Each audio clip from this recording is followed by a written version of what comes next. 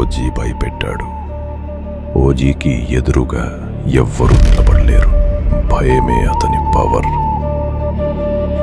అందరూ ఓజీ రాక కోసం ఎదురు చూస్తున్నారు. అతడు రాగానే ఓమి భౌకి చావు తప్పదు.